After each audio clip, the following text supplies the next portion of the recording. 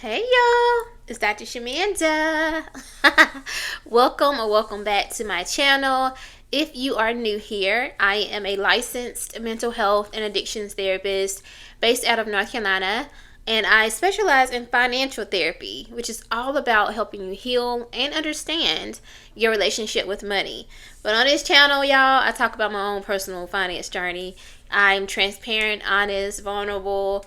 Yeah, while I'm on this journey towards building wealth, saving, paying off debt, investing, all that good stuff. But y'all know, because I am a therapist, I do intertwine, bring forth conversations regarding mental health when it comes to money and finances. So with that being said, y'all, happy May 2026. May is Mental Health Awareness Month. So this month, we're going to talk a lot more about the intersection between money and mental health, which is what I'm all about anyway, okay? Now, today I want to bring up a topic that most people be afraid to talk about. And I want y'all opinion, okay? Prenup or nah? Which one is it? Okay, let's talk about this, y'all. Okay, because people have really strong opinions about this, and I think that we're not always having the right conversation about it. There is a strong mental health, emotional side to this piece. I think when we talk about prenups, postnups, and all that stuff, we focus on the money aspect. But let's talk about it. Let's do a deep dive. And by the end of this video, I want you to tell me where you stand when it comes to prenups. Okay? Now, let's first talk about the definition. Now, I did a definition. Okay, I'm not an attorney and I'm not a financial advisor, none of that.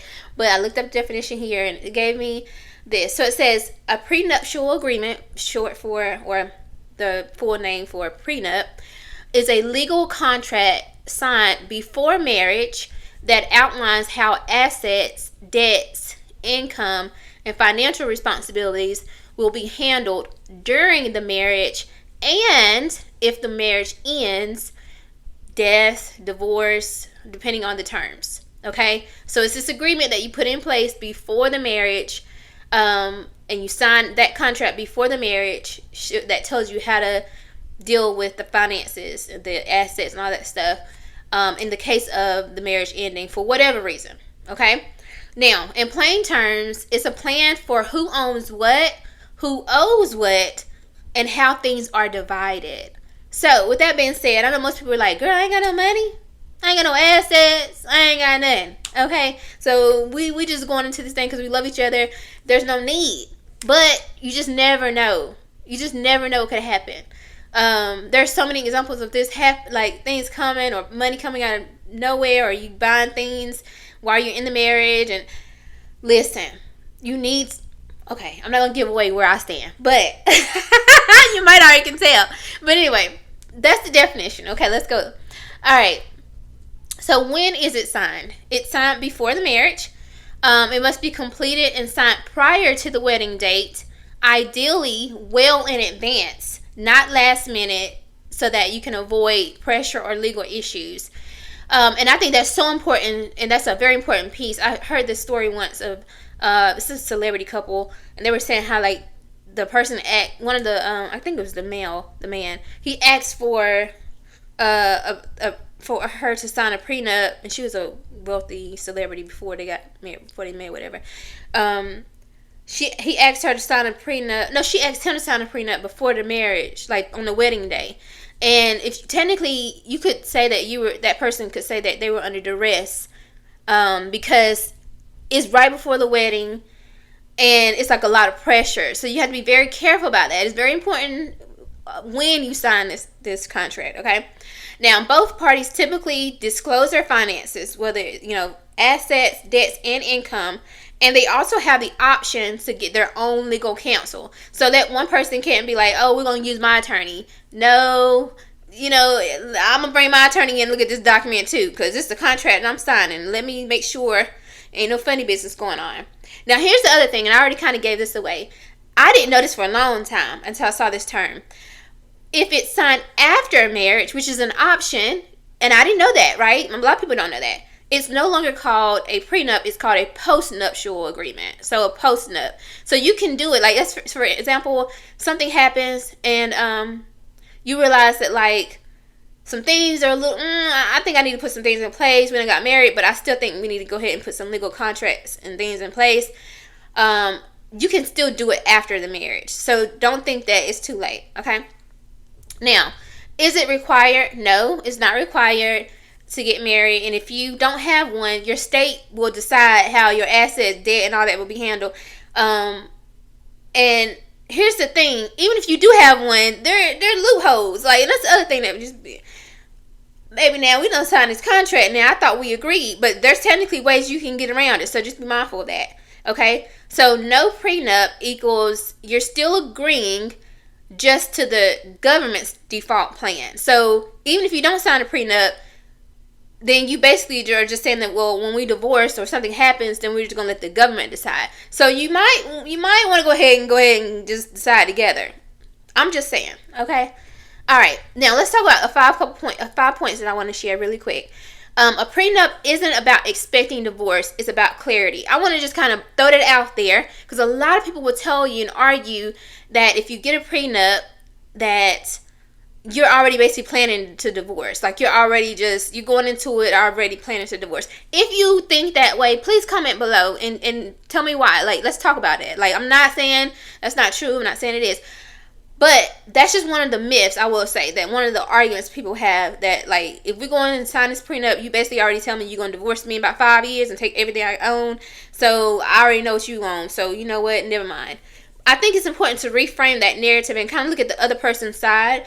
And look at it as if like it's like an insurance or a business agreement, right? We insure our homes, our cars, but when it comes to our life partner, sometimes it's like, well, we don't need no protection from this. But when you look at the statistics when it comes to marriage in the U.S., and I don't know if this is everywhere or not, but that's around 50%. So you think about that, you know what I'm saying? At least you know that, like, okay, if something happens, we know what we're going to do with this money and our assets. We already have a plan in place. We're not going to think about it. We're not going to bother it, whatever. But if something happens, we know what's going to happen. How we going to deal with this? Number 2 is that no prenup is still a decision, okay? So if you don't create those terms, like I said before, the government will, the state will. So they have their own plan. There's laws in place if you don't have a prenup signed. So you basically, even if you don't sign that prenup, it's still going to divvy up your assets and all that stuff. So it might be better to go ahead and put something in place. Again, it's your decision. And most people don't even know what those state laws are. Like, some people just, we're going to do it. It's going to be a 50-50 split. But we don't really know. Like, you really need to do a deep dive into your state's laws when it comes to marriage and divorce and things of that sort. Number 3 is that money issues don't start at divorce. They start in silence. Okay, so this is where I come in as a financial therapist. I help people with this stuff all the time. Is when you have a certain, like, financial avoidance mindset around money, when you don't like talking about it, you want to avoid it, you want to act like it doesn't exist, you just want to just put it off, whatever, then that can cause a real issue. And if you're like that individually, it can show up in your relationships, in your marriage, where you don't want to talk about money, and it can just cause a huge issue, because issues around finances is literally one of the biggest issues in our relationships and marriage, and causes divorce. It's correlated with divorce. I won't say it causes, but it's correlated with divorce.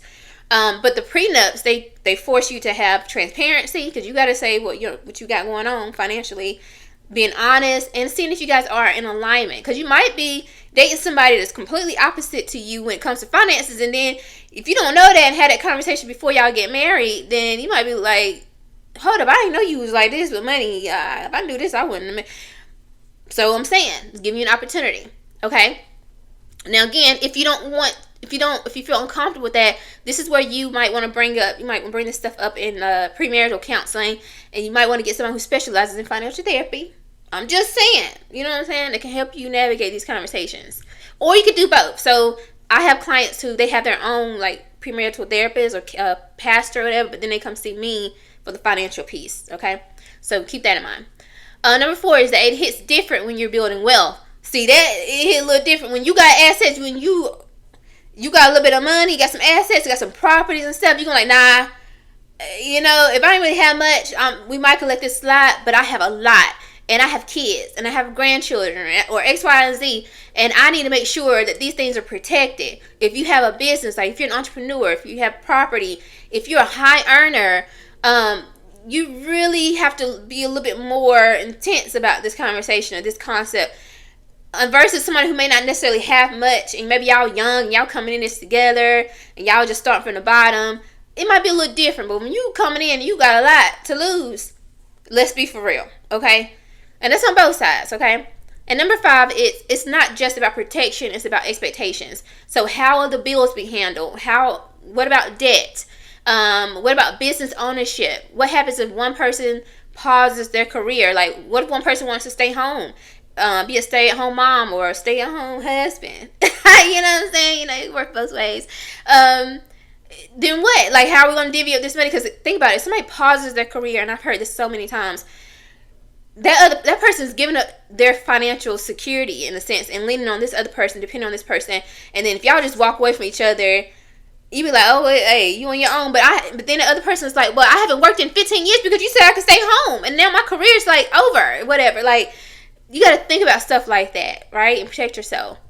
Okay, so you don't have to be pro prenup. You don't have to be anti prenup. But it's just important to look at the bigger picture, y'all. That if we can't talk about money before marriage, that is an issue. Like, be for real. Like, that's telling you something. You don't feel comfortable with that person. You don't trust them. You feel judged. It's telling you something a little bit more deeper. And that's where, again, me as a financial therapist, that's where I come in at. I can help people understand, have these conversations. If they want to do it one-on-one or if they want to do it together with their partner. Whatever. But anyway, I hope you like this conversation, this topic. If you do, like, comment, subscribe, share. I really want to know what your thoughts are. Leave them below in the comment section. Are you pro prenup or anti prenup? Do you think there's benefits to it, or do you think it's completely ridiculous and it should not be a part of the conversation when you're trying to marry somebody? Whatever you think. Listen, it don't bother me either way. All right, guys, thank y'all so much for watching, and I'll see you guys next time.